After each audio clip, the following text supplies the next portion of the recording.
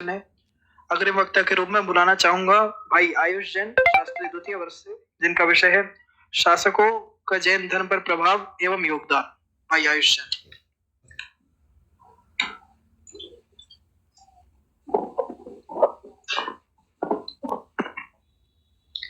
जयरु जनंदो जयऊ जन शासनम। यहाँ पर उपस्थित आदरणीय अध्यक्ष महोदय एवं सभी साधर्मी भाई बहनों को मेरा सादर जय जिनेन्द्र। प्रवर्तमान गोष्ठी इतिहास एक परिभ्रमण, जिसमें मेरा प्रतिपाद्य केंद्रीय बिंदु है शासकों का जैन धर्म पर योगदान एवं प्रभाव। मैंने अपने विषय को दो भागों में विभक्त किया है। चलते हैं हम सर्वप्रथम अपने प्रथम बिंदु पर, शासकों का जैन धर्म पर योगदान। चूंकि जैन धर्म एक अनादिकालीन धर्म है, इसमें अनेकों राजा महाराजाओं ने, जिनका इतिहास में वर्णन अंकित है, उन्होंने जैन धर्म के लिए क्या योगदान दिया है ये हम जानते हैं, परंतु हम सभी राजाओं का वर्णन करने में अशक्त हैं। इसलिए कुछ मुख्य वंश के कुछ मुख्य सम्राटों का हम यहाँ वर्णन करेंगे, जिन्होंने जैन धर्म के लिए क्या योगदान दिया। तो चलते हैं हम सर्वप्रथम भगवान महावीर के समय में। भगवान महावीर के समय में अनेकों शासक हुए, जैसे राजा सिद्धार्थ, राजा चेतक, राजा विजय, वीरांगक आदि 8 राजा। इस प्रकार बहुत राजा हुए, जिसमें से मुख्य हैं राजा सिद्धार्थ। राजा सिद्धार्थ चूंकि बालक महावीर के पिता थे, इन्होंने सर्वप्रथम वैशाली में लिच्छवी गणराज्य के रूप में प्रथम गणतंत्र की स्थापना की थी। सबसे पहला गणतंत्र यदि किसी ने बनाया था तो वो राजा सिद्धार्थ थे। इसी बात को राष्ट्र कवि रामधारी सिंह दिनकर ने भी कहा है, वैशाली जन का प्रतिपालक, गण का आदि विधाता, जिसे ढूंढता देश आज वह प्रजातंत्र की माता। रुको एक क्षण पति के यहाँ मिट्टी को शीश नवाओ, राज सिद्धियों की समाधि पर फूल चढ़ाते जाओ। जब मुनिराज महावीर ने दीक्षा ली थी, उस समय राजा सिद्धार्थ ने उनकी एक प्रतिमा बनवाई थी, जो आज बड़ौदा म्यूजियम में सुरक्षित है। इस प्रकार अनेकों शासकों ने जिन मंदिरों का निर्माण करवाया, इस प्रकार भगवान महावीर के समय के शासक थे। अब हम चलते हैं भगवान महावीर के परवर्ती शासक। भगवान महावीर के परवर्ती शासकों में सर्वप्रथम हम देखते हैं नंद वंश। नंद वंश के संस्थापक थे राजा नंद। इन्होंने विश्व प्रसिद्ध कलिंग युद्ध में विजय प्राप्त करके वहां से एक जैन प्रतिमा को लाकर पाटलिपुत्र में जिन मंदिर का निर्माण करवाकर वहां विराजमान करवाई थी। और उनके इस महान कार्य से उनका मंत्री जो शाक्ताल, जिसका नाम था, वह भी जैन बना था। उन्होंने पंच पहाड़ियों पर 5 स्तूपों का निर्माण करवाया, जिसे आज हम राजगृह नगरी के नाम से जानते हैं। अब चलते हैं हम मौर्य वंश पर। मौर्य वंश के संस्थापक थे सम्राट चंद्रगुप्त, जिसको आज इतिहासकारों ने साक्ष्यों से यह सिद्ध कर रखा है कि सम्राट चंद्रगुप्त एक जैन राजा थे। उन्होंने जैन धर्म के लिए बहुत योगदान दिया। श्रवणबेलगोला में उन्होंने अनेक मुनिराजों के लिए गुफाएं बनवाई। इसके साथ साथ गिरनार में सुदर्शन झील का निर्माण करवाया, जिसकी तस्वीरें आप पीपीटी के माध्यम से देख सकते हैं।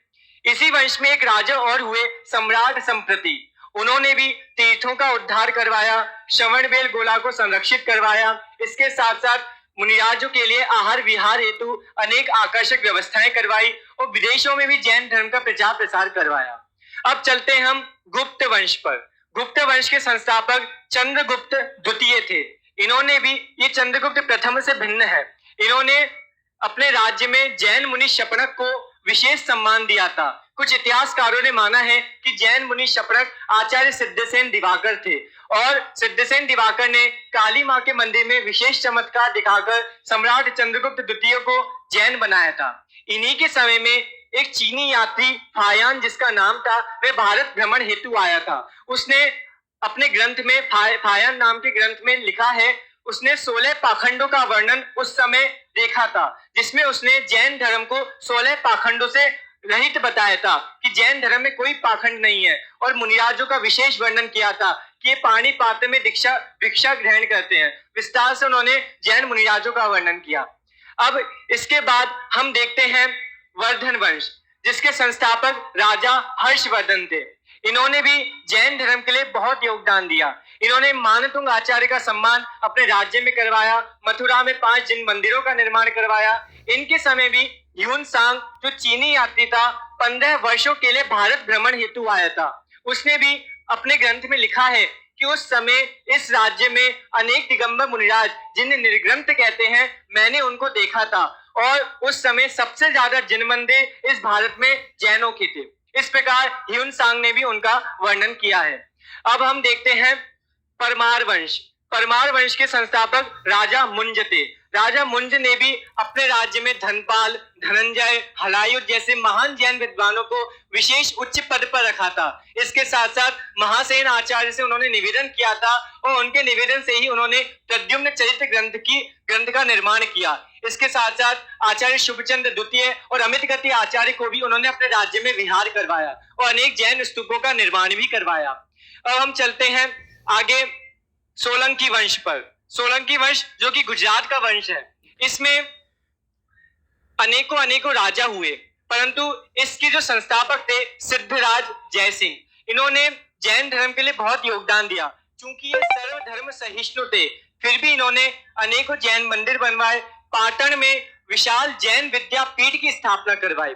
इसके बाद एक राजा हुए कुमारपाल। कुमारपाल राजा ने हेमचंद्र स्वामी से प्रभावित होकर जैन धर्म को अंगीकार किया और 1440 जिन मंदिरों का निर्माण करवाया और 1600 जिन मंदिरों का जीर्णोद्धार करवाया। इस प्रकार हम देख सकते हैं कि अनेकों शासकों के हृदय में जैन धर्म के लिए विशेष सम्मान था।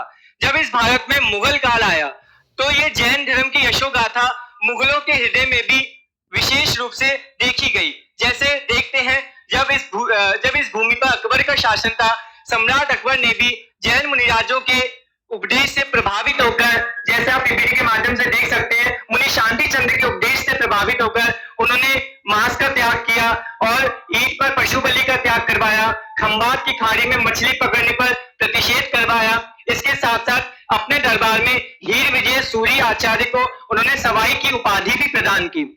जब इनके शासन के बाद बादशाह जहांगीर का शासन आया तो जहांगीर ने भी सभी जगह ये फरमान ऐलान किया। फरमान की तस्वीर आप पीपीटी के माध्यम से देख सकते हैं। उस फरमान में उन्होंने ये जाहिर किया कि भादों के महीनों में आगरा में मांस का निषेध रहेगा।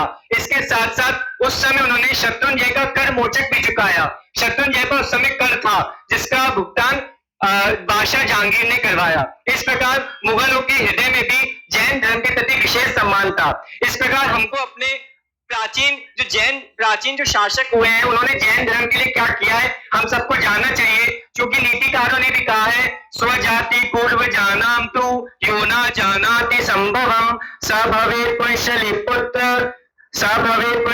पुत्र। इस प्रकार वो लिखते हैं कि जो अपने पूर्व इतिहास को नहीं जानता, पूर्व जाति को नहीं जानता, वह उस उल्टा पुत्र के समान है जो ये नहीं जानता कि उसका पिता कौन है। अब हम चलते हैं अपने द्वितीय बिंदु पर, जैन शासकों द्वारा जैन धर्म पर कुठाराघात। एक समय ऐसा भी आया जब इस भारत भूमि पर और विदेशों में भी जैन धर्म को जिंदा रखने के लिए अनेकों जैन विद्वानों ने, जैन जातियों ने बहुत पुरुषार्थ किया। इस भूमि पर जब कुतुबुद्दीन ऐबक ने आक्रमण किया और उसने कुतुब मीनार का निर्माण करवाया तो 27 जिन मंदिरों को तोड़कर उसने कुतुब मीनार का निर्माण करवाया और उस कुतुब मीनार के दीवारों पर जैन प्रतिमाओं के चिन्ह अंकित हैं जो आप पीपीटी के माध्यम से देख सकते हैं। इसके साथ साथ टीपू सुल्तान ने केरल में अनेकों जैन मंदिरों को ध्वस्त किया और जब पाटन में रानी सुदर्शना का राज्य था जो जैन थी, उन्होंने भी एक जैन मंदिर का निर्माण करवाया और अलाउद्दीन खिलजी के आक्रमण से उसने जैन मंदिर को मस्जिद में परिवर्तित कर दिया। आप पीपीटी के माध्यम से देख सकते हैं अनेकों जैन मंदिरों को अन्य मतों के मंदिरों में परिवर्तित किया गया। इंडोनेशिया में भी जैन धर्म का बहुत प्रचार प्रसार था। इंडोनेशिया में राजा शैलेंद्र जो बौद्ध राजा थे, उन्होंने एक विशाल जैन मंदिर को बौद्ध मंदिर में परिवर्तित कर दिया और अनेक जैन प्रतिमाओं के मस्तक काटकर उनको खंडित किया और अनेक प्रतिमाओं को बौद्ध प्रतिमा में परिवर्तित किया, जो आप पीपीटी के माध्यम से देख सकते हैं। इसके साथ साथ इसी भारत में मदुरई में राजा सुंदर पांडे ने संबंदर के षड्यंत्र से और ब्राह्मणों के षड्यंत्र से 8000 जैन मुनिराजों को सूली पर चढ़ा दिया और यह नरसंहार 20 एकड़ भूमि में हुआ था, ऐसा इतिहासकारों ने स्वयं सिद्ध किया है। इस प्रकार इसी जयपुर नगरी में भी हम देखें तो माधव सिंह द्वितीय ने टोडरमल जी को जो मृत्यु दंड दिया था वह कथा हम सबको ज्ञात है। इस प्रकार जैन शासन के ऊपर अनेकों अत्याचार हुए, फिर भी यह जैन शासन अपनी यशोगाथा अनादिकाल से चला अनादिकाल से अपनी यशोगाथा फहरा रहा है और आज तक जैन शासन जिंदा है और अनादिकाल तक जैन शासन जिंदा रहे।